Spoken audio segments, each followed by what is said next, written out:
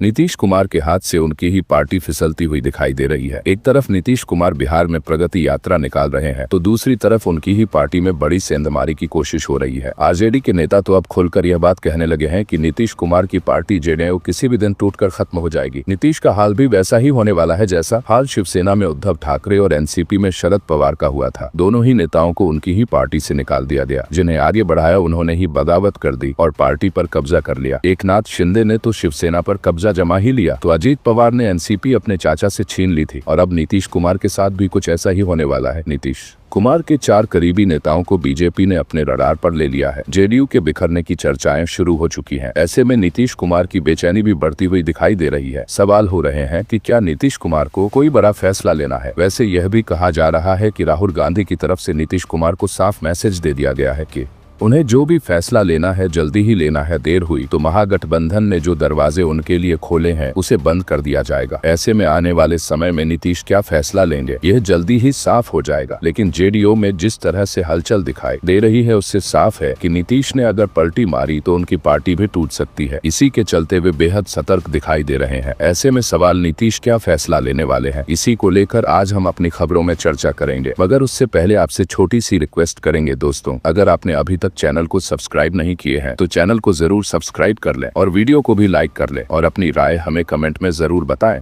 बिहार की सियासत में मची हुई है इस समय हलचल, वो शांत नहीं हो रही है। भले ही नीतीश कुमार के पाला बदलने की चर्चाएं इस समय थोड़ा शांत पड़ गई हो, लेकिन जेडीयू के अंदर बवाल मचा हुआ है। तो बीजेपी ने भी नीतीश कुमार पर निगरानी बढ़ा दी है। 1 महीने पहले नीतीश कुमार के कार्यक्रमों को में बीजेपी के नेता दिखाई तक नहीं दे रहे थे। सीएम के कार्यक्रम से बीजेपी कोटे के मंत्री दूरी बनाते दिखाई देते थे, लेकिन अब अचानक ही बड़ा बदलाव देखने को मिल रहा है। नीतीश कुमार जहां भी जा रहे हैं उनके साथ या तो सम्राट चौधरी नजर आते हैं या फिर विजय सिन्हा। अगर ये दोनों डिप्टी सीएम किसी कार्यक्रम में नहीं पहुंच पाते तो बीजेपी के प्रदेश अध्यक्ष दिलीप जायसवाल पहुंच जाते हैं। यानी नीतीश कुमार पर पूरी निगरानी रखी जा रही है। दावा तो यहाँ तक किया जा रहा है कि सिर्फ नीतीश पर ही निगरानी नहीं है, बल्कि बीजेपी की निगाह में इस समय पूरी की पूरी जेडीयू आ गई है। जेडीयू के अंदर इस समय हलचल दिखाई दे रही है। पार्टी 2 गुटों में बढ़ चुकी है। एक गुट है जो एनडीए में ही बने रहने के हक में है, तो दूसरा गुट मानता है कि बीजेपी के साथ रहेंगे तो घाटे में रहेंगे, महागठबंधन में जाएंगे तो फायदा हो जाएगा। एनडीए में बीजेपी नीतीश को कमजोर कर रही है। 2020 में जिस तरह एनडीए में नीतीश के खिलाफ साजिश रची जा रही है, वैसे ही साजिश इस बार भी हो रही है। ऐसे में एनडीए जितना जल्दी छोड़ दिया जाए नीतीश कुमार और जेडीयू दोनों के हक में होगा। तो दूसरा कोर्ट चाहता है कि नीतीश कुमार एनडीए में ही रहे, जिससे केंद्र की मदद बिहार को मिल सके। जेडीयू में मचे इसी सियासी घमासान के चलते नीतीश कुमार अभी तक कोई फैसला नहीं कर पा रहे हैं, लेकिन उन पर इसका दबाव साफ साफ दिखाई दे रहा है। जिस तरह से नीतीश कुमार के बयान और काम पिछले दिनों दिखाई दिए हैं, वह इसी दबाव का नतीजा बताए जा रहे हैं। इस बीच अब यह कहा जा रहा है कि बीजेपी ने जेडीयू के 4 नेताओं की मदद से जेडीयू के अंदर बड़ी सनबरी की तैयारी कर ली है। दरअसल जेडीयू के कुछ नेताओं पर इस समय आरोप लग रहा है कि वे सदस्य तो जेडीयू के लेकिन काम बीजेपी के लिए कर रहे हैं और ये लोग बीजेपी के साथ गठबंधन में बने रहने का दबाव नीतीश कुमार पर लगातार बना रहे हैं। इसमें सबसे पहला नाम पार्टी के कार्यकारी अध्यक्ष संजय झा का है। झा इस समय राज्यसभा सदस्य है। पहले वह बीजेपी में थे। जब संजय झा ने बीजेपी को छोड़कर जेडीयू की सदस्यता ली थी तो उसी समय से कहा जाने लगा था कि यह बीजेपी के नेता जो जेडीयू के अंदर एक सूत्र छोड़ा गया है उसका काम करेंगे। इन्हें सिर्फ जेडीयू के अंदर की स्थिति को पता लगाने के लिए दिया है। सांसद और जेडीयू के कार्यकारी अध्यक्ष संजय झा बीजेपी के कितने करीब है, इसका खुलासा खुद राज्य के मुख्यमंत्री नीतीश कुमार ने किया था। जब महागठबंधन की सरकार में वह मुख्यमंत्री थे तब उन्होंने संजय झा का नाम लिया था कि इनके कहने पर वह बीजेपी की सरकार में चले गए थे। सबसे बड़ी बात तो यह कि नीतीश कुमार ने केंद्र में बीजेपी के साथ बातचीत की। इस समय जो जिम्मेदारी दी है वो भी संजय झा को ही सौंपी है, लेकिन अब कहा जा रहा है कि झा जेडीयू में बीजेपी के लिए काम कर रहे हैं। झा के बाद दूसरे जेडीयू नेता हैं केंद्रीय मंत्री ललन सिंह, जो आजकल बीजेपी के कुछ ज्यादा ही करीब दिखाई दे रहे हैं। मुंगेर से जेडीयू के सांसद ललन सिंह के बारे में कहा जाता है कि वह नीतीश कुमार से भी ज्यादा तेजी से पलटी मार जाते हैं। 2022 में जब नीतीश कुमार ने एनडीए छोड़ा था तो ललन सिंह ने पीएम मोदी और गृह मंत्री अमित शाह पर तीखे हमले किए थे। साको तो नीतीश से कहना पड़ गया था कि ललन सिंह जिस तरह के बयान दे रहे हैं ऐसे बयान तो विपक्षी दल के नेता भी नहीं देते। लेकिन आज ललन सिंह बीजेपी के करीब दिखाई दे रहे हैं। ललन की पीएम मोदी से भी करीबी बढ़ती दिख रही है। संसद ने भी ललन सिंह की बीजेपी से नजदीकी साफ साफ दिखाई दे रही है। जब वक्फ संशोधन बिल पेश किया गया तो ललन सिंह ने उसके समर्थन में लोकसभा में जो भाषण दिया था, यहाँ तक कि पार्टी की लाइन से भी अलग उन्होंने लाइन पकड़ ली थी। उससे नीतीश की चिंता जरूर बढ़ गई थी।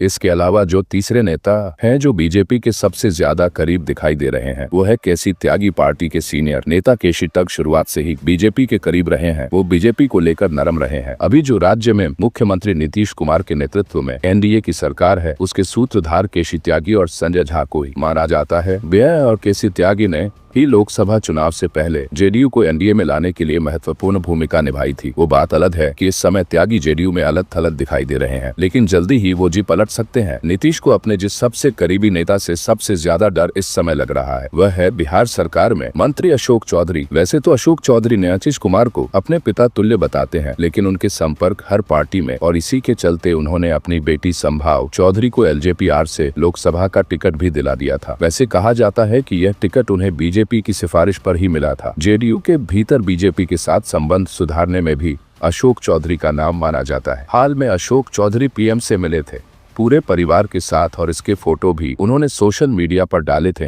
इन 4 नेताओं के अलावा जेडीयू में और भी कई नेता हैं जो बीजेपी के करीबी हैं। उनमें एक नाम राज्यसभा के उपसभापति हरिवंश नारायण सिंह का भी है। 2022 में जब नीतीश कुमार ने एनडीए छोड़ा था तो उस समय हरिवंश नारायण सिंह उपसभापति के पद पर थे और उनसे इस्तीफा देने के लिए कहा गया था, लेकिन उन्होंने इस्तीफा नहीं दिया। नीतीश कुमार ने इसको लेकर बहुत ज्यादा दबाव नहीं बनाया और कोई कार्रवाई भी नहीं की, यहाँ तक कोई नोटिस भी जारी नहीं किया था। और अब नीतीश कुमार के लिए अपने ही नेता मुश्किल बनते हुए दिखाई दे रहे हैं। दरअसल ये माना जा रहा है कि अगर नीतीश कुमार पलटी मारते हैं तो बीजेपी सबसे पहले जेडीयू के सांसदों के कैंप में सेंध लगाएगी, क्योंकि विधानसभा चुनाव में अब ज्यादा वक्त नहीं बचा है। 7-8 महीने में ही चुनावों का ऐलान हो जाएगा। दूसरा, विधायकों के दल बदल के बावजूद अगर नीतीश कुमार पलटी मारते हैं तो भी बीजेपी महागठबंधन की सरकार बनने से नहीं रोक पाएगी, क्योंकि सरकार बनाने के लिए महागठबंधन को सिर्फ 7-8 विधायकों की जरूरत है, लेकिन केंद्र में किसी तरह का संकट खड़ा नहीं हो इसके लिए जेडीयू के सांसदों में सद लगाना जरूरी हो जाएगा। जेडीयू के लोकसभा में 12 सांसद हैं और यह कहा जा रहा है कि 12 में से 10 सांसद बीजेपी के संपर्क में हैं और जरूरत पड़ने पर यह पाला भी बदल सकते हैं। ऐसे में नीतीश कुमार अगर पलटी मारते हैं तो पहले उन्हें अपने सांसदों को एकजुट करना होगा, नहीं तो बीजेपी उनकी पार्टी के नेताओं के सहारे ही जेडीयू में बड़ी सेमारी कर देगी और नीतीश के साथ भी उद्धव ठाकरे और